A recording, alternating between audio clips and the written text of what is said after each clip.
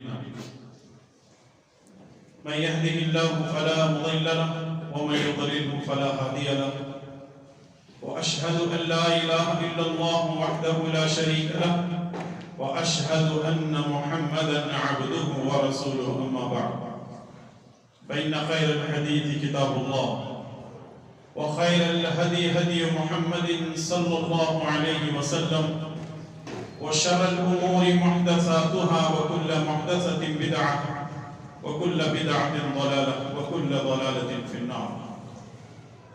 فأعوذ بالله السميع العليم من الشيطان الرجيم من همزه ونفخه ونفثه.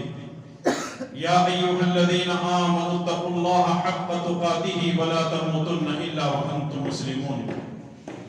يا أيها الناس اتقوا ربكم الذي خلقكم من نفس واحدة وخلق منها زوجها وبث منهما رجالا كثيرا ونساء واتقوا الله الذي تساءلون به والأرحام إن الله كان عليكم رقيبا. يا أيها الذين آمنوا اتقوا الله وقولوا قولا سديدا يصلح لكم أعمالكم ويغفر لكم ذنوبكم ومن يطع الله ورسوله فقد فاز فوزا عظيما. أعوذ بالله السميع العليم من الشيطان الرجيم من همزه ونفخه ونفثه. ولقد بعثنا في كل أمة رسولا أن اعبدوا الله واجتنبوا الطاغوت. وقال تعالى فمن يكفر بالطاغوت ويؤمن بالله فقد استمسك بالعروة الوثقى لا انفصام لها والله السميع العليم. رب اشرح لي صدري ويسر لي أمري واحلل عقدة من لساني يفقهوا قولي. سبحانك لا علم لنا إلا ما علمتنا إنك أنت العليم الحكيم. اللهم انفعنا بما علمتنا وعلمنا ما ينفعنا وزدنا علما. اللهم لا سهل إلا ما جعلته سهلا وأنت تجعل الحزن إذا شئت سهلا. آمين يا رب العالمين. ہر قسم کی بڑائی تعریف و توصیف اسی اللہ رب ذوالجلال والاکرام کے لیے لائق و زیبا ہے جو ساری کائنات کا اکیلا خالق مالک اور مدبر ہے. درود و سلام ہو میرے اور آپ کے پیارے نبی امام الانبیاء والمرسلین جناب محمد رسول اللہ صلی اللہ تعالی علیہ وسلم پر. حاضرین محترم، بزرگوں، نوجوان ساتھیوں، پردہ نشین خواتین اسلام، مائیں اور بہنیں،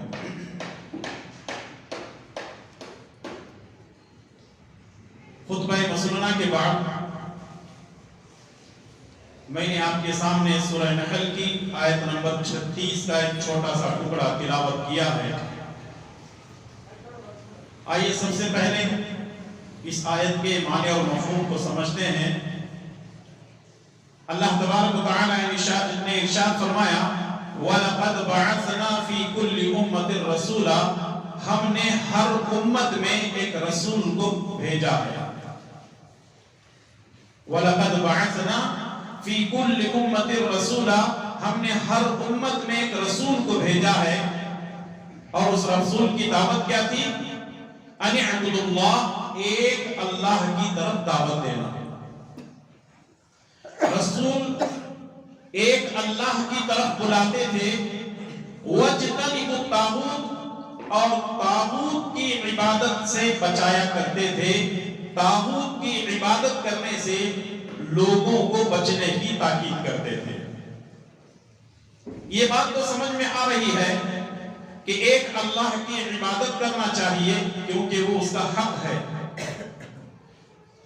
اللہ تبارک و تعالی جس نے ہمیں پیدا کیا، جو ہمارا محافظ ہے، جو ہمارا بادشاہ ہے، جو ہمارا حاکم ہے، ہمارا مدبر ہے، ہمیں روزی دیتا ہے، ہمیں کھلاتا اور پلاتا ہے اور دنیا کی ہر چیز ہمیں مہیا کرتا ہے. ہمارا یہ حق بنتا ہے کہ ہم ایک اللہ کی عبادت کریں. وَاجْتَنِبُوا الطَّاغُوتَ. طاغوت کی پوجا پرستش کرنے سے ہم پرہیز کریں. سوال یہ ہے کہ طاغوت کس کو کہتے ہیں؟ آج کے خطبہ جمعہ میں اسی طاغوت کے بارے میں اس کی 5 قسمیں قرآن کریم کی آیات اور پیارے نبی جناب محمد رسول اللہ صلی اللہ علیہ وسلم کی احادیث کی روشنی میں آپ کی خدمت میں پیش کی جائیں گی۔ اللہ تعالیٰ سے دعا کیجئے کہ رب العالمین مجھے اور آپ تمام کو اور ہر مسلمان کو ایک اللہ کی عبادت کرنے اور طاغوت سے بچنے کی توفیق نصیب فرمائے، آمین۔ اگر آپ طاغوت کے لغوی معنی دیکھیں گے، یعنی ڈکشنری میں طاغوت کا معنی آتا ہے حد سے پھلانگنا، چھلانگ لگانا، اس کو طاغوت کہا جاتا ہے۔ یا دوسرا معنی ہے حد سے زیادہ تجاوز کرنے کو طاغوت کہا جاتا ہے۔ یا سمجھنے کے لیے انگریزی میں ایک جملہ ہے لائن کراس کرنا، یعنی اللہ تبارک و تعالیٰ نے حدود قائم کیے ہیں، اللہ تبارک و تعالیٰ نے کچھ بارڈر بنائے ہیں، اگر ہم اس حدود کو پھلانتے ہیں، لائن کراس کرتے ہیں، اسی کو طاغوت کہا جاتا ہے۔ امام مالک رحمۃ اللہ علیہ سے پوچھا گیا، اور بڑی پیاری بات ہے جو امام مالک رحمۃ اللہ علیہ نے کہی ہے۔ امام مالک رحمۃ اللہ علیہ سے پوچھا گیا کہ طاغوت کس کو کہتے ہیں، تو امام مالک رحمۃ اللہ علیہ فرماتے ہیں کل ما یعبد من دون اللہ فهو الطاغوت، اللہ کے علاوہ جس کسی کی بھی پوجا اور پرستش کی جاتی ہے وہ طاغوت ہے۔ اللہ کے علاوہ جس کسی کی پوجا اور پرستش کی جاتی ہے، چاہے وہ زمین آسمان کی ہو، چاہے وہ سورج چاند ستاروں کی ہو، چاہے وہ درخت پہاڑ سمندروں کی ہو، چاہے انسان ہو، زندے ہو، مردہ ہو، جنات ہو، شیاطین ہو، فرشتے ہو، یا دنیا میں بسنے والی بے شمار مخلوقات ہیں، اگر اللہ کو چھوڑ کر انسان کسی اور کی پوجا اور پرستش کرتا ہے تو وہ کیا ہے؟ وہ طاغوت ہے۔ تو اس کا مطلب یہ ہے کہ ایک مسلمان کے لیے ضروری ہے کہ وہ صرف ایک اللہ کی عبادت کرے اور طاغوت سے اپنے آپ کو بچائے۔ امام ابن قیم رحمۃ اللہ علیہ اپنی کتاب زاد المعاد میں طاغوت کی 5 قسموں کو بیان کرتے ہیں۔ آئیے انہی 5 قسموں کو میں آپ کے سامنے پیش کر دیتا ہوں۔ امام ابن قیم رحمۃ اللہ علیہ آگے لکھتے ہیں کہ طاغوت کی صرف 5 قسمیں ہی نہیں ہیں بلکہ بہت ساری قسمیں ہیں، لیکن سمجھنے کے لیے انہوں نے طاغوت کی 5 قسمیں بیان کی ہیں۔ اور آپ کو معلوم ہونا چاہیے کہ قرآن کریم کے اندر یہ لفظ طاغوت اللہ تبارک و تعالیٰ نے 8 جگہوں پر استعمال کیا ہے۔ اب آئیے ان 5 قسموں کو آپ کی خدمت میں پیش کر دوں۔ طاغوت کی سب سے پہلی جو قسم ہے وہ یہ ہے کہ شیطان یہ طاغوت کا سرغنہ ہے، یعنی طاغوت کی جتنی ساری قسمیں ہیں ان تمام قسموں میں شیطان جو ہے وہ طاغوت کا سرغنہ ہے۔ آخر اس کی وجہ کیا ہے؟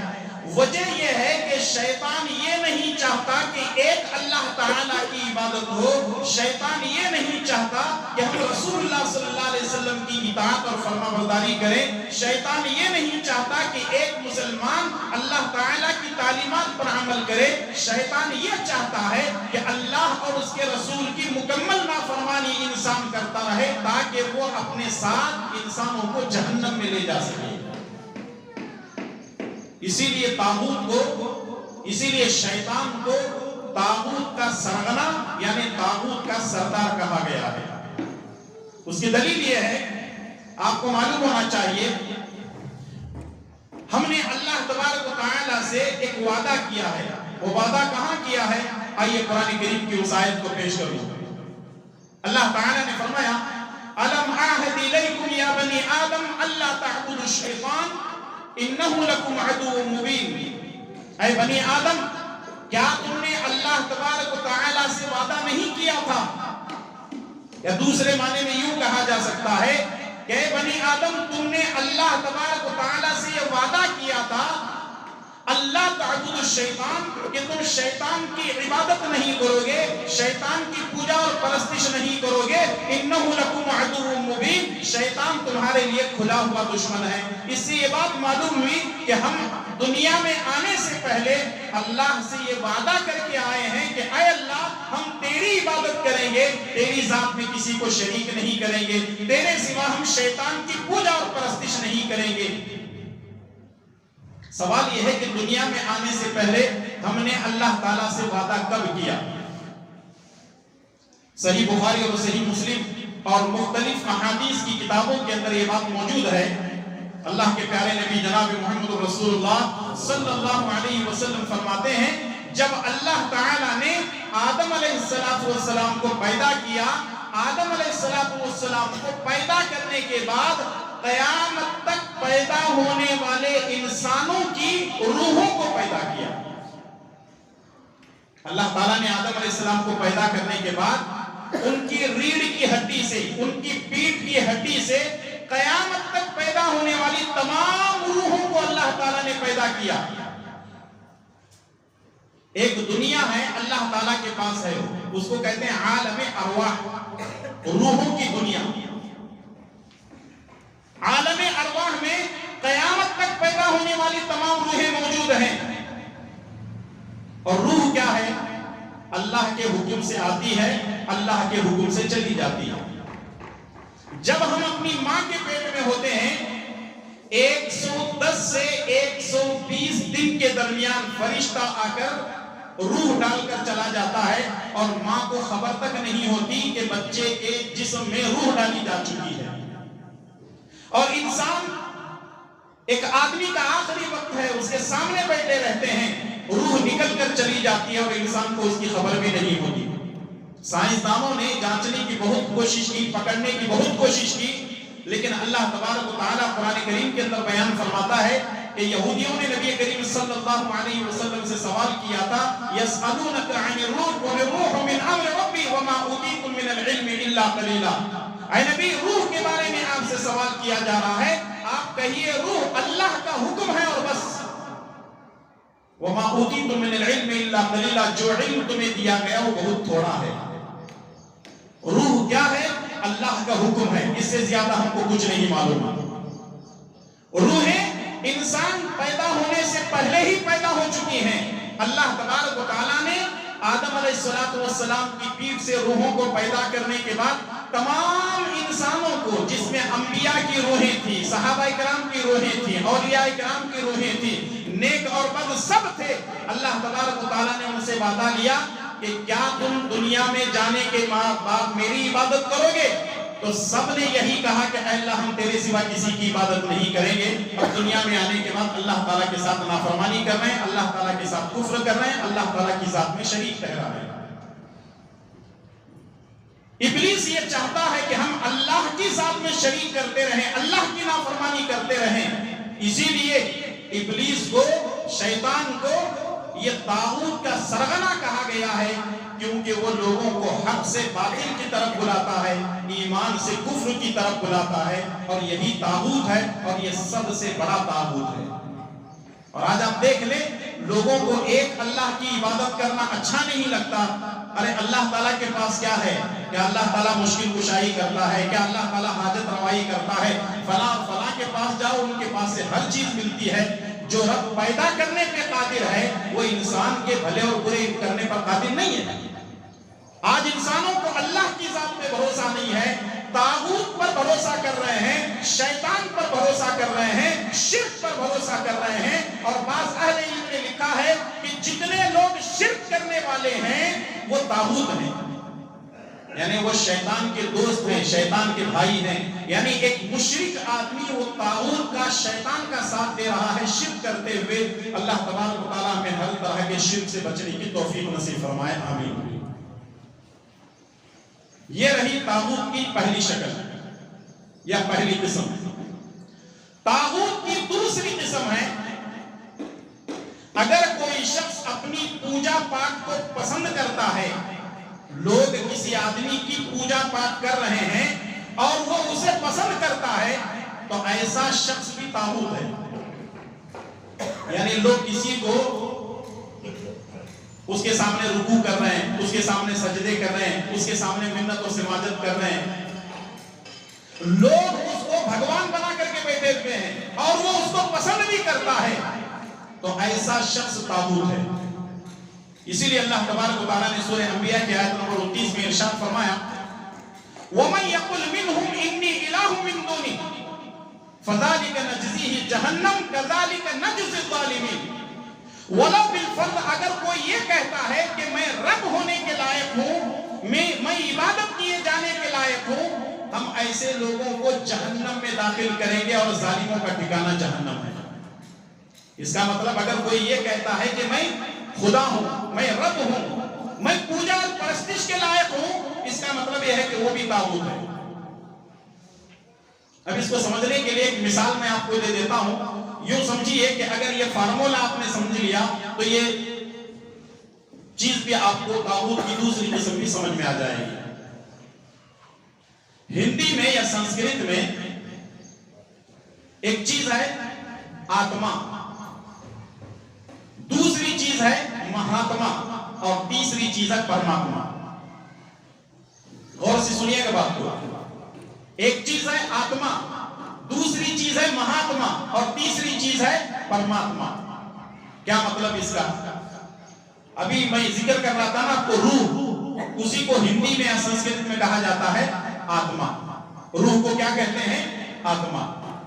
اب یہ ایک ہندوانہ عقیدہ ہے، وہ یہ ہے کہ اگر کوئی آدمی آتما ہے، یعنی اگر کوئی انسان آتما ہے، ظاہر ہے انسان کے جسم کے اندر روح رہے گی تو یہ آتما بنے گا، یعنی اس کا مطلب یہ ہے کہ ایک انسان آتما ہے جب وہ حد سے زیادہ اپنے رب کی پوجا پرستش کرتا ہے، حد سے زیادہ ریاضت کرتا ہے، عبادت کرتا ہے، پوجا پرستش کرتا ہے، تو وہ آتما مہاتما بن جاتی ہے۔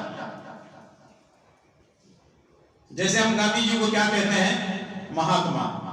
لوگوں کی تعریف کرتے ہوئے تھکتے نہیں ہیں، ٹھیک ہے، اپنی جگہ ہے، اس سے انکار نہیں۔ اب ایک آتما نے جب عبادت کی، ریاضت کی، پوجا اور پاٹ کیا تو وہ کیا بن گئی؟ مہاتما بن گیا۔ جب ایک آدمی مہاتما کے مقام پر پہنچتا ہے اور زیادہ جو ہے وہ ریاضت اور عبادتیں، پوجا اور پرستش کرتا ہے تو وہ کیا بن جاتا ہے؟ مہاتما جا کر پرماتما بن جاتا ہے، خدا کے درجے پر پہنچ جاتا ہے۔ یہ غیر مسلموں کا عقیدہ ہے۔ ذرا سوچئے، بہت بڑی بات کہنے جا رہا ہوں۔ یہ غیر مسلموں کا عقیدہ ہے کہ ایک آتما مہاتما اور دوسرے نمبر پر پہنچنے کے بعد جب اس سے آگے بڑھتا ہے تو وہ پرماتما بن جاتا ہے۔ اب مسلمانوں کے اندر بھی یہی عقیدہ ہے کہ ایک انسان جب حد سے زیادہ اللہ کی عبادت کرتا ہے تو وہ اللہ کا ولی بن جاتا ہے، اور جب وہ اللہ کا ولی بن جاتا ہے تو رب کے درجے پر آ جاتا ہے، مشکل کشائی کرتا ہے، حاجت روائی کرتا ہے، اولاد دیتا ہے، مشکلوں کو دور کرتا ہے۔ جو غیروں کا عقیدہ تھا وہ کس کے اندر آ گیا؟ مسلمانوں کے اندر آ گیا۔ جب وہ کرے تو گمراہ اور مسلمان کریں تو اچھے ہیں، ماشاءاللہ، کیا بات ہے۔ سوچو مسلمان کہاں تک گھٹیا حرکتیں کرتے جا رہے ہیں۔ یہ طاغوت ہے، اللہ کے علاوہ جس کسی کی بھی عبادت کی جاتی ہے وہ کیا ہے؟ طاغوت ہے۔ اب لوگ کیا کرتے ہیں؟ دیکھیں، عبادت کے طریقوں میں بہت ساری عبادت، جتنے عبادت کے طریقے ہیں وہ خالص اللہ کے لیے ہیں۔ جیسے نماز میں ہم کھڑے ہوتے ہیں، اس کو کہتے ہیں قیام کرنا، یہ کیا ہے؟ عبادت ہے۔ دوسرا ہے جھکنا، جس کو ہم رکوع کرنا کہتے ہیں، یہ بھی عبادت ہے۔ تیسرا ہے ہم سجدے میں جاتے ہیں، اور یہ کیا ہے؟ یہ بھی ایک عبادت ہے۔ اس کا مطلب یہ ہے کہ عبادت کی جتنی شکلیں ہیں اللہ کے لیے ہیں، چاہے وہ قیام ہو، رکوع ہو، سجدہ ہو۔ اس کا مطلب یہ ہے کہ یہ تمام چیزیں سوائے اللہ کے کسی اور کے لیے جائز نہیں ہیں، حرام ہیں۔ اگر کوئی آدمی کرتا ہے تو وہ حرام کام کرتا ہے۔ کھڑا ہونا صرف اللہ کے لیے، رکوع کرنا اللہ کے لیے، سجدہ کرنا اللہ کے لیے، قربانی کرنا اللہ کے لیے، توکل کرنا اللہ سے، اور روزی مانگنا اللہ تعالیٰ سے، ساری چیزیں اللہ سے جڑی ہوئی ہیں۔ اگر کوئی یہ کہتا ہے کہ میرے لیے رکوع کرو، میرے لیے سجدے کرو، میرے لیے فلاں فلاں کام کرو، اس کا مطلب وہ طاغوت ہے۔ رسول اللہ صلی اللہ علیہ وسلم آتما تھے، رسول اللہ صلی اللہ علیہ وسلم مہاتما تھے، رسول اللہ صلی اللہ علیہ وسلم پرماتما نہیں تھے۔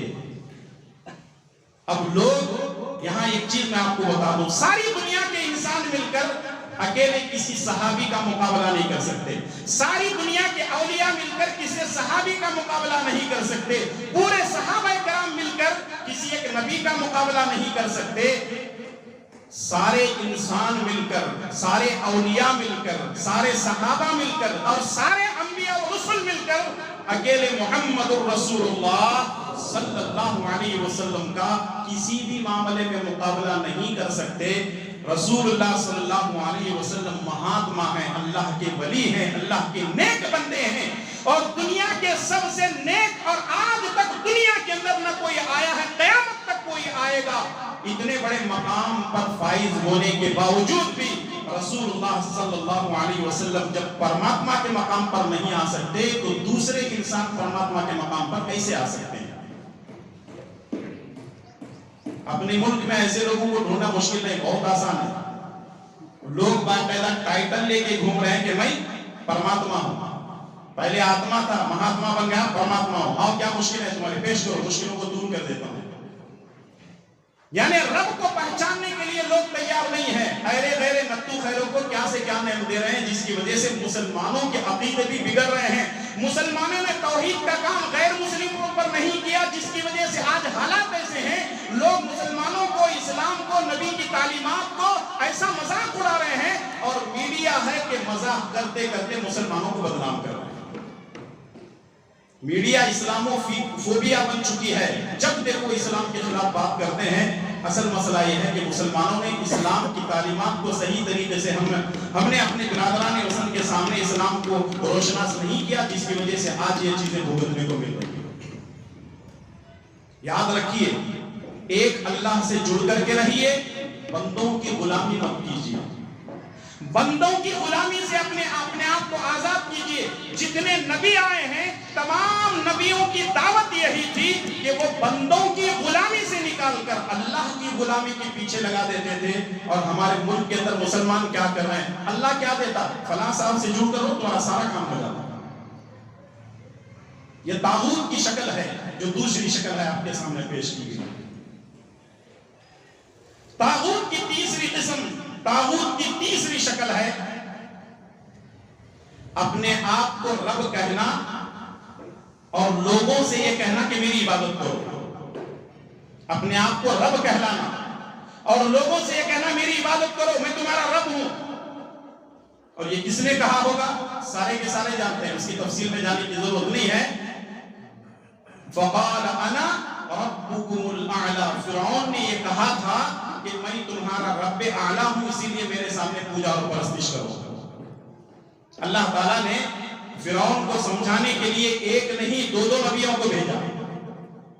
एक तो मूसा अलैहिस्सलाम नबी बन करके गए, दूसरे हजरत मूसा अलैहिस्सलाम के साथ हारून अलैहिस्सलाम भी नबी बन करके गए। समझाया कि तू रब नहीं हो सकता, मेरा रब और तेरा रब वो है जो जमीन आसमानों का रब है, सूरज चांद सितारों का रब है, सब कुछ उसी के हाकिम हुक्म से चलता है। वो सारी दुनिया का खालिक है, पैदा करने वाला है, मालिक है, बादशाह वही है, हाकिम है, कायनात के हर जर्रे पर उसी का हुक्म चलता है। लेकिन उसने दोनों नबियों की बातों को इनकार किया और अल्लाह तबारक व तआला ने ले जाकर के उसको दरियाए नील में डुबो दिया। और अल्लाह ने कुरान के जरिए से वाज़ेह कर दिया कि हम तेरी लाश को क़यामत तक इबरत बना करके रखेंगे। आज भी जाइए, इजिप्ट के म्यूजियम के अंदर जो है उसकी लाश रखी हुई है, जो सारी दुनिया वालों के लिए इबरत है। जो लोग भी नाफरमानी करते हैं, जो लोग अपनी पूजा और परस्तिश करवाते हैं लोगों से, अल्लाह तबारक व तआला उनको हिला को बर्बाद कर देता है। दूसरे नंबर पर जिसने खुदाई दावा किया था, अपने आप को रब होने का दावा किया था, वो है नमरूद। हजरत इब्राहिम अलैहिस्सलाम नमरूद को एक अल्लाह की दावत देते हैं, अकीदा तौहीद की दावत देते हैं। इब्राहिम अलैहिस्सलाम कहते हैं कि मेरा रब वो है जो जमीन आसमानों का मालिक है, जिंदगी वो देता है, मौत वो देता है, सब कुछ उसके हाथ में है। नमरूद कहने लगा जिंदगी और मौत मेरे हाथ में भी है। इब्राहिम अलैहिस्सलाम ने कहा अच्छा, तू जिंदा भी करता है, मारता भी है, जरा बता तो सही कैसे करता है। इब्राहिम अलैहिस्सलाम ने उस पर हुज्जत कायम की। अल्लाह तबारक व तआला ने सूरह बकरा के अंदर इरशाद फरमाया, ألم تر إلى الذي حاج إبراهيم في ربه أن آتاه الله الملك إذ قال إبراهيم ربي الذي يحيي ويميت قال أنا أحيي وأميت قال إبراهيم فإن الله يأتي بالشمس من المشرق فأت بها من المغرب فبهت الذي كفر والله لا يهدي القوم الظالمين. ابراہیم علیہ السلام نے نمرود سے کہا کہ میرا رب وہ ہے جو زندگی اور موت کا مالک ہے. نمرود نے کہا میں بھی زندہ کرتا ہوں، میں بھی مارتا ہوں. ابراہیم علیہ السلام نے کہا وہ کیسے؟ 2 قیدیوں کو جیل سے نکالتا ہے، ایک کو قتل کر دیتا ہے، دوسرے کو چھوڑ دیتا ہے اور کہنے لگتا ہے کہ یہ وہاں زندہ تھا میں نے مار دیا، اور دوسرے بارے میں کہتا ہے کہ یہ جیل میں مر رہا تھا سڑ رہا تھا میں نے اس کو چھوڑ دیا، اس کا مطلب ہے اس کو زندگی مل گئی. ابراہیم علیہ السلام نے کہا ٹھیک ہے، میرا رب وہ ہے جو مشرق سے سورج کو نکالتا ہے مغرب میں ڈبوتا ہے. اگر تو اپنے آپ کو رب کہتا ہے تو یہ سورج کو مغرب سے نکال اور مشرق میں ڈبو دے. فَبُهِتَ الَّذِي كَفَرَ، کافر تو ہکا بھٹکا رہ گیا. وَاللَّهُ لَا يَهْدِي الْقَوْمَ الظَّالِمِينَ، اور اللہ تعالیٰ ظالم قوموں کو ہدایت نہیں دیتا. دنیا کا کوئی انسان ایسا پیدا ہی نہیں ہوا ہے جو سورج کو مغرب سے نکال کر کے مشرق کے اندر ڈبو دے. یہ صرف اور صرف اس کا کام ہے جو اپنے آپ کو رب کہتا ہے کہ میں تمہارا رب ہوں. الحمدللہ الحمدللہ رب العالمین، تمام تعریفیں اس رب کے لیے ہے جو ساری کائنات کا رب ہے. زندگی اور موت کا مالک وہ ہے، بیماری اور شفا وہی دیتا ہے، نفع اور نقصان کا مالک ہے، کائنات کا ہر ذرہ اسی کے حکم سے چلتا ہے. اس لیے میرے بھائیو اور دوستو، جو آدمی یہ کہتا ہے کہ میں تمہارا رب ہوں، اس کا مطلب یہ ہے کہ وہ طاغوت ہے. فرعون بھی طاغوت تھا، نمرود بھی طاغوت تھا، شداد بھی طاغوت تھا، حامان بھی طاغوت تھا. یہ طاغوت کی شکلیں ہیں. یوں کہیے کہ ابو جہل بھی طاغوت تھا جو ایک اللہ کی عبادت کو پسند نہیں کرتا تھا. چوتھے نمبر پر طاغوت کی جو چوتھی قسم ہے وہ بڑی اہم ہے، اس پر تھوڑی سی تفصیلی گفتگو ہوگی انشاءاللہ. طاغوت کی چوتھی قسم ہے جو یہ کہتا ہے کہ مجھے غیب کا تھوڑا سا بھی علم ہے. جو یہ کہتا ہے کہ غیب کا میرے پاس تھوڑا سا بھی علم ہے وہ طاغوت ہے. کیا مطلب اس کا؟ غیب یعنی چھپی ہوئی چیزوں کا علم صرف اور صرف اللہ تعالیٰ کے پاس ہے. اگر کوئی آدمی یہ کہتا ہے کہ میرے پاس غیب کا علم ہے وہ طاغوت ہے. قرآن کریم کی بے شمار جو ہے آیتیں ہیں جو یہ کہتی ہیں کہ غیب کا علم صرف اللہ تعالیٰ کے پاس ہے. جیسے قرآن کریم کے اندر اللہ تعالیٰ نے فرمایا، اور بہترین بڑی پیاری آیت ہے، اللہ نے فرمایا وَعِندَهُ مَفَاتِحُ الْغَيْبِ وَعِندَهُ مَفَاتِحُ الْغَيْبِ لَا يَعْلَمُهَا إِلَّا هُوَ. غیب کی کنجیاں صرف اور صرف اللہ کے پاس ہیں، سوائے اللہ کے کوئی بھی غیب نہیں جانتا. سوائے اللہ کے کوئی غیب نہیں جانتا. غیب کی کنجیاں صرف اور صرف اللہ تبارک و تعالیٰ کے پاس ہیں. تو معلوم کیا ہوا کہ ایک مسلمان کا یہ عقیدہ ہونا چاہیے کہ غیب کا علم صرف کس کے پاس ہے؟ اللہ تبارک و تعالیٰ کے پاس ہے. آج کے زمانے میں غیب کا دعویٰ کرنے والے کون ہیں؟ موجودہ زمانے میں غیب کا دعویٰ کرنے والے کون ہیں؟ 2 لوگ ہیں جو ہمیشہ سے غیب کا دعویٰ کرتے آ رہے ہیں اور آج ایسے لوگ موجود ہیں. ان میں پہلے نمبر پر ہے جادوگر، جو غیب کا دعویٰ کرتا ہے. کہتا ہے کہ مجھے اگلا پچھلا سب معلوم ہے، کیا ہونے والا ہے وہ بھی معلوم ہے. اس واسطے جب تمہیں کسی چیز کی ضرورت پڑتی ہے تو میرے پاس آؤ، تمہارے مسئلے میں حل کر دیتا ہوں. اور آج حالات ایسے ہیں، اگر گاڑی چوری ہوتی ہے تو پولیس اسٹیشن نہیں جاتے ہیں، لوگ کہاں جاتے ہیں؟ جادوگر کے پاس جاتے ہیں. اگر دکان کی چوری ہوتی ہے تو جادوگر کے پاس جاتے ہیں. سونا چوری ہوتا ہے تو جادوگر کے پاس جاتے ہیں. کوئی بھی چیز چوری ہوتی ہے تو لوگ کس کے پاس جاتے ہیں؟ جادوگر کے پاس جاتے ہیں.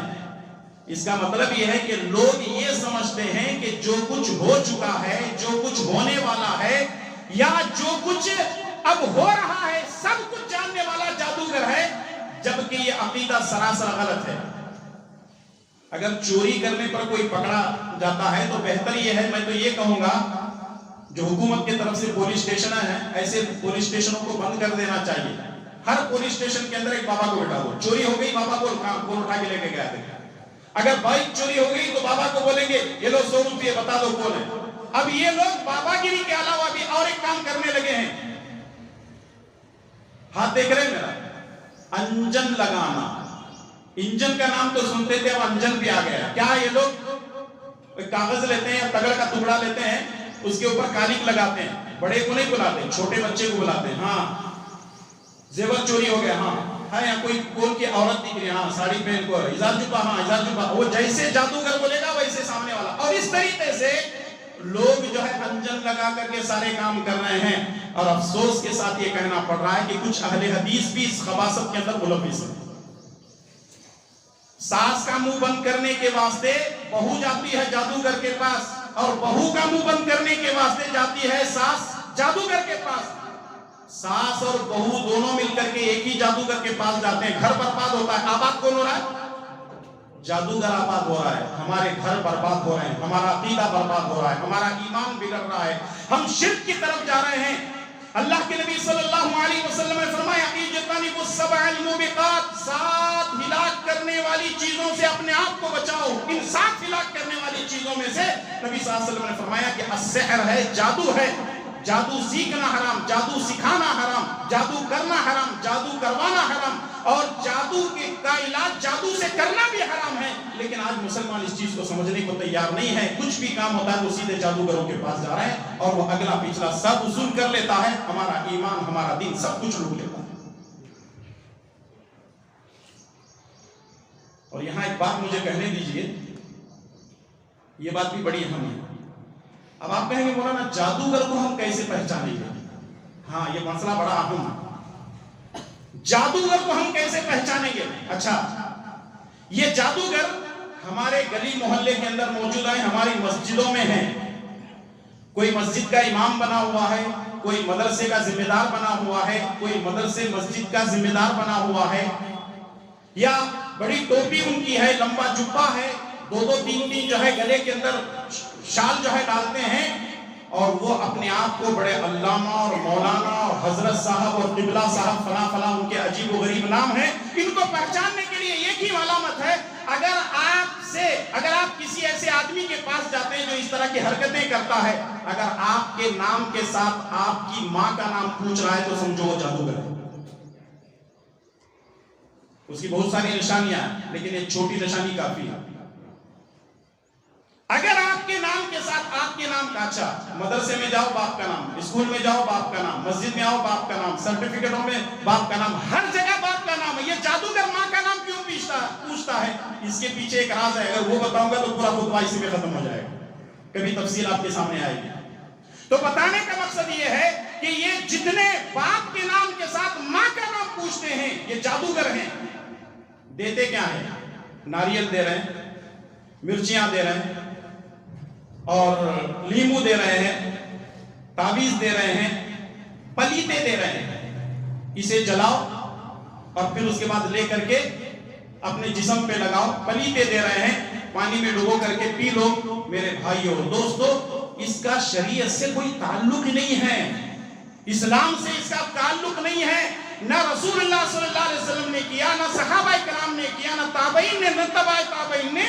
आज हमारे मुसलमान ये काम कर रहे हैं, चाहे वो हाफिज कुरान हो, चाहे वो आलिम दीन हो, चाहे बड़ा अल्लामा क्यों ना हो, बड़ा जो है वो मुफ्ती क्यों ना हो, बड़ा मौलाना क्यों ना हो, याद रखिए दीन के नाम पर चोर बाजारी हो रही है।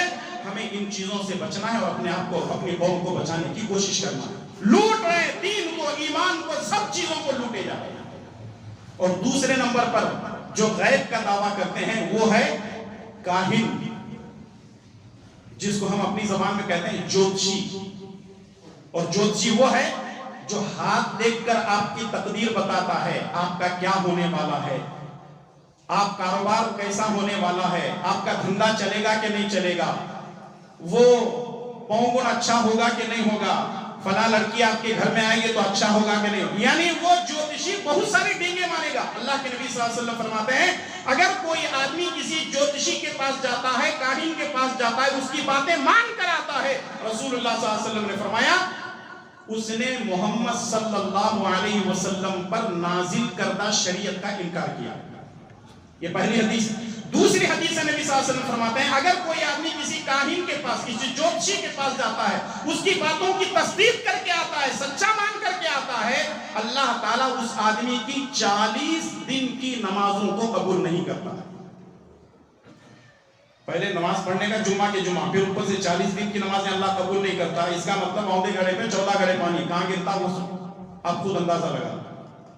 یہ مسلمانوں کی حالت ہے اور حالات ایسے ہیں آگے کیا ہونے والا. اچھا بچپن میں دیکھتا تھا ہمارے گاؤں کے اندر ایک آدمی طوطا لے کر کے بیٹھتا ہے. آج بھی بازاروں میں بیٹھتے ہوں جہاں تک میرا خیال ہے طوطا لے کر کے بیٹھتا ہے. طوطا ذرا پنجرا اٹھائے گا وہاں سے سلام نکالے گا طوطا باہر آئے گا اور پھر وہ کاغذ میں سے کسی ایک کاغذ کو لے کے جائے گا. وہ بولے گا کہ بھئی ہاں تیری شادی ہوئی ہے تیرے 2 بچے ہیں تیرا فلاں کام ہونے والا ہے تیرا ستارہ گردش میں ہے اور تو جو ہے تیرا لک صحیح نہیں ہے اور لمبی لمبی باتیں کرائے گا. وہ بولے گا بھائی ابھی تک تو میری شادی چلی ہوئی بچے کہاں سے آئیں گے. جس آدمی کو خود اپنی خبر نہیں ہے خود راستے پہ آ کر کے بیٹھا ہوا ہے وہ لوگوں کا وقت کا بڑا مالدار بنائے گا لوگوں کو راستے پہ لائے گا. لوٹ رہے ہیں یہ لوگ. ہارون رشید ایک بہت بڑا حکمران گزرا ہے. اس کے پاس ایک آدمی آیا لوگ کہنے لگے اگلا پچھلا سب جانتا ہے. ہارون رشید نے کہا بہت بڑی بات ہے بھئی اگلا پچھلا سب جانتا ہے. ہارون رشید نے پوچھا پچھلا تم نے کہیں سے سنا ہوگا اگلا کیسا جانتے ہو. اس نے کہا میرے پاس علم ہے اگلا کیا ہونے والا ہے اس کا میرے پاس علم ہے. ہارون رشید نے کہا ٹھیک ہے. جلادوں کو کہا کہ اس کو کمبے سے باندھو. جلادوں سے ہارون رشید نے کہا کہ اس کو کھمبے سے باندھو اور کوڑے مارنا شروع کرو. جب بھی کوڑا مارا جاتا تھا تو وہ کوڑے کے ساتھ چمڑی بھی نکلتی تھی. چلاتا زور سے چلاتا ہارون رشید صاحب مجھے کیوں مار رہے ہو میرا جرم کیا ہے. کہا تجھے اگلا پچھلا سب معلوم ہے. بولے ہاں. اگلا جب تجھے معلوم تھا کہ آج تجھے میرے دربار میں کوڑے پڑنے والے ہیں تو میرے دربار میں آیا کیوں. جب تجھے اپنی خبر نہیں ہے دوسروں کی خبر کیا کھودے گا. تو خبر ہی کھودے گا اور کیا ہے دوسرا کیا ہو سکتا ہے. آج مارکیٹ میں ایسے لوگ بیٹھے ہوئے ہیں جو یہ کہتے ہیں کہ مجھے اگلا پچھلا سب معلوم ہے. میں بھی اندر گیا تھا کوٹری میں مجھے سب دکھا تمہارا کیا کیا ہونے والا ہے. ارے بچ کے رہو کبھی نماز سے نہیں جوڑتے اللہ سے نہیں. 8 دن میں ایک مرتے آنا جب بھی آپ 1100 روپے لے کو آنا. 1100 روپے کم بولو شاید نہیں 11,000 لے کو آنا 51,000 لے کو آنا.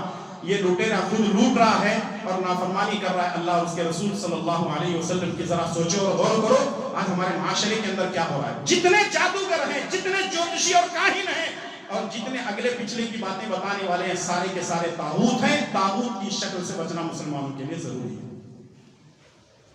طاغوت کی 5ویں اور آخری شکل وہ یہ ہے کہ جو لوگ اللہ کی نازل کردہ شریعت کے مطابق فیصلہ نہیں کرتے ہیں جو لوگ اللہ کی نازل کردہ شریعت کے مطابق فیصلہ نہیں کرتے وہ طاغوت ہیں. اسی لیے اللہ تبارک و تعالیٰ نے فرمایا وَمَن لَّمْ يَحْكُمْ بِمَا أَنزَلَ اللَّهُ فَأُولَٰئِكَ هُمُ الْكَافِرُونَ. جو اللہ کے نازل کردہ حکم کے مطابق فیصلہ نہیں کرتا ہے ایسے لوگ کافر ہیں ایسے لوگ نافرمان ہیں ایسے لوگ انکاری ہیں. اس کا مطلب یہ ہے چاہے وہ عالم ہو چاہے وہ مدرسے کا ذمہ دار ہو چاہے وہ مسجد کا ذمہ دار ہو چاہے وہ قوم کا ذمہ دار ہو چاہے وہ کسی کمیونٹی کا ذمہ دار ہو جب کبھی اس کے پاس کوئی فیصلہ لینے کے لیے آئے تو وہ اپنی مرضی سے فیصلہ نہ کرے بلکہ اللہ کے حکم کے مطابق فیصلہ کرے. لیکن آج ایسے نہیں ہو رہا ہے. لوگ کیا کر رہے ہیں مولویوں کے پاس بھی اگر جا رہے ہیں تو کچھ پیٹ پالو مولوی بھی موجود ہیں. ادھر سے 10,000 لے لیے ادھر سے 20,000 لے لیے جہاں سے پیسہ زیادہ آیا ادھر اس کے حق میں فیصلہ کر کے بھیج دیں. کچھ ذمہ دار بھی ایسے ہیں آپ میری بات کو دل پہ نہیں لو آنکھ پہ لے کے جھٹک دو لیکن اگر غلطی کیے ہیں تو توبہ کر کے ہو. کچھ ذمہ دار بھی ایسے ہیں چاہے وہ مسجد کے ہوں مدرسے کے ہوں گھر کے ہوں قوم کے ہوں کسی تنظیم کے ذمہ دار آپ ہیں اور آپ کے پاس فیصلہ ہے اور آپ نے جو ہے کسی کے دباؤ میں رشتہ داری میں یا پیسے کی بنیاد پر سیاست کی بنیاد پر اگر آپ نے فیصلہ کیا ارے کیا کروں فلاں صاحب کا فون آ گیا تھا اس واسطے ان کے بارے میں بات کرنا ضروری تھا. اس کا مطلب یہ ہے کہ آپ اپنا دین ایمان سب کچھ بیچ رہے ہیں. اسی لیے اللہ تبارک و تعالیٰ نے سورہ توبہ کے اندر یہودیوں کا ایک خاصہ بتایا ہے. وہ لوگ کیا کرتے تھے اتخذوا احبارهم ورهبانهم اربابا من دون اللہ. انہوں نے اپنے علماء کو اور اپنے درویشوں کو اپنے بڑوں کو اپنا خدا مان لیا. ایک صحابی کہنے لگے عدی بن حاتم رضی اللہ تعالیٰ عنہ، وہ تو علماء کو اپنا خدا نہیں مانتے ہیں، آپ کیسے کریں؟ قرآن کی آیت ہے، نبی صلی اللہ علیہ وسلم نے فرمایا اگر ایک چیز حلال ہے تو تمہارے علماء حرام کر رہے ہیں، صحیح ہے؟ ہاں ہے۔ ایک چیز حرام ہے تو تمہارے علماء اس کو حلال کر رہے ہیں، صحیح ہے؟ بولے ہاں ہے۔ یہی تو خدا ماننا ہو۔ حلال اور حرام کرنا کس کے اختیار میں ہے؟ اللہ کے اختیار میں ہے، تمہارے علماء ہی کام کر رہے ہیں، اور آج ایسے ہو رہا ہے۔ شریعت کے مطابق فیصلے نہیں ہو رہے آج، اور اسی لیے آپ دیکھیں شریعت کے مطابق فیصلے نہ ہونے کی وجہ سے آج مسلمان علماء سے بدظن ہیں، ذمہ داروں سے بدظن ہیں، بڑوں سے بدظن ہیں، اور نتیجہ یہ ہے کہ معاشرے کے اندر سدھار آنے کے بجائے بگاڑ آ چکا ہے۔ لوگ زبانوں کو بند کرنے کے بجائے زبان کو بے لگام کر کے لوگوں کی غیبتیں اور چغلخوریاں کرتے ہیں۔ اس کا ذمہ دار کون ہے؟ اس کی بنیادی وجہ یہ ہے کہ طاغوت کی پوجا اور پرستش ہو رہی ہے۔ اور آخری بات جو آپ کے سامنے پیش کرنی ہے وہ یہ ہے، اللہ تبارک و تعالیٰ نے فرمایا سورہ بقرہ میں آیت الکرسی کے بعد کی یہ آیت ہے، لا اکراہ فی الدین قد تبین الرشد من الغی فمن یکفر بالطاغوت ویؤمن باللہ فقد استمسک بالعروۃ الوثقی، جس نے طاغوت کا انکار کیا ویؤمن باللہ اور اللہ پر ایمان لایا، گویا کہ اس نے اللہ کی رسی کو مضبوط پکڑ لیا۔ آج ضرورت اس بات کی ہے کہ ہم طاغوت کا انکار کریں اور ایک اللہ کی تعلیمات پر اپنی زندگی گزاریں۔ ابھی ایکساں سول کوڈ کی بات ہو رہی ہے، ایک اہم بات جو طاغوت سے جڑی ہوئی، اسی لیے میں پیش کر رہا ہوں، اگر یہ موضوع نہ ہوتا اس پر تو میں بات نہیں کرتا۔ ایکساں سول کوڈ کے بارے میں بات ہو رہی ہے کہ پورے ملک کے اندر ایکساں سول کوڈ جتنے مذہب کو ماننے والے ہیں سب کے لیے ایک ہی قانون ہوگا، یعنی مسلمانوں کا پرسنل لا کوڈ نہیں ہوگا، مسلمانوں کا محمد اللہ نہیں ہوگا، بلکہ ایکساں سول کوڈ اگر ہوگا تو مسلمان شادی اسلامی طریقے سے نہیں کریں گے بلکہ اگنی کے ساتھ پھیرے لیں گے۔ مسلمان کیا کریں گے؟ آگ کے ساتھ پھیرے لیں گے۔ ایکساں سول کوڈ کا یہی مطلب ہے، یعنی کوئی بھی کام آپ نہیں کر سکتے، مسجدوں کو تالا لگا دیا جائے گا، مدرسے بند کر دی جائیں گے، نمازوں کے پر جو ہے پابندی ہوگی، وہ ہوگا، فلاں ہوگا، جو کچھ بھی ہوگا ایکساں سول کوڈ۔ الحمدللہ اوپر سے لے کر نیچے تک جتنے مسلمانوں کی تنظیمیں ہیں، این جی اوز ہیں، اور جتنی جماعتیں اور جتنے مسلک والے ہیں، چاہے وہ سنی ہو، وہابی ہو، شیعہ ہو، کوئی بھی ہو، سب نے کہا کہ ہم اس کی مخالفت کرتے ہیں۔ مرکزی جمعیت اہل حدیث ہند نے بھی اس کی مخالفت کی اور کہا کہ ہم اس کو نہیں مانتے۔ اس کا مطلب یہ ہے کہ اس ملک کے اندر طاغوتی نظام لانے کی کوشش کی جا رہی ہے۔ طاغوتی نظام کا مطلب یہ ہے کسی کی نہیں چلے گی، ہم جو کہیں گے وہی چلے گا، لیکن ہم اس کو پسند کریں گے؟ ہم اس کو پسند کریں گے؟ کسی بھی حالت میں ایک مسلمان پسند نہیں کرتا کہ طاغوتی نظام آئے۔ ہم یہ چاہتے ہیں کہ اللہ کی تعلیمات پر عمل ہو اور پیارے نبی جناب محمد رسول اللہ صلی اللہ علیہ وسلم کی تعلیمات پر اپنی زندگی ہو۔ تو اس لیے میرے بھائی اور دوستو، اس کی مخالفت ہم اپنے ذہن میں رکھیں گے، ضرورت پڑنے پر جو میمورنڈم حکومت کو پیش کرنا ہے پیش کرتے رہیں گے، اور ہمیشہ اس کی مخالفت بھی ہم کرتے رہیں گے۔ طاغوتی نظام یہ اللہ کے نظام کے سامنے جو ہے یہ دنیا والوں کا نظام ہے۔ اور رہا مسئلہ ہے کہ 2024 کو کیا ہوگا، جو ہوگا اللہ تعالیٰ کے پاس لکھا ہوا ہے، جو ہوگا، جو ہونے والا ہے اللہ کے پاس کتاب میں لکھا ہوا ہے، ہم کو پریشان نہیں ہونا ہے۔ اگر کوئی مشکل پریشانی آتی ہے تو یہ ہمارے گناہوں کی وجہ سے ہے، تو اس لیے اگر ہم توبہ استغفار کریں گے تو اللہ تعالیٰ بہتر فیصلے کرے گا۔ اور بارش کی وجہ سے بھی لوگ پریشان ہیں، تو بارش کے لیے ضرورت اس بات کی ہے کہ ہم توبہ اور استغفار کرتے رہیں، اور ہمیشہ استغفار کریں گے تو اللہ تعالیٰ رحمتوں والی بارش نازل کرے گا۔ اللہ سے دعا ہے کہ رب العالمین مجھے اور آپ تمام کو طاغوت کی عبادت اور پوجا اور پرستش کرنے سے محفوظ فرمائے۔ اے اللہ ہمیں تیرے ایک عبادت کرنے کی توفیق عطا فرما، طاغوت کی عبادت سے ہم تمام کو بچنے کی توفیق عطا فرما۔ اے اللہ ساری زندگی تیری بندگی کرنے کی توفیق عطا فرما، پیارے نبی صلی اللہ علیہ وسلم کی تعلیمات پر زندگی گزارنے کی توفیق عطا فرما۔ اے اللہ ظالموں کے ظلم سے ہماری حفاظت فرما، حاسدوں کے حسد سے، بری نظر والوں کی بری نظر سے، شریروں کی شرارت سے ہماری حفاظت فرما، ہمارے مساجد و مدارس کی حفاظت فرما، ہمارے مال و دولت کی، اے اللہ ہمارے مائیں بہنوں کی عزت و عفت کی حفاظت فرما۔ اے اللہ رحمتوں والی بارش نازل فرما، اے اللہ رحمتوں والی بارش نازل فرما، اے اللہ رحمتوں والی بارش نازل فرما۔ ربنا تقبل منا انك انت السميع العليم، سبحان ربك رب العزة عما يصفون وسلام على المرسلين والحمد لله رب العالمين۔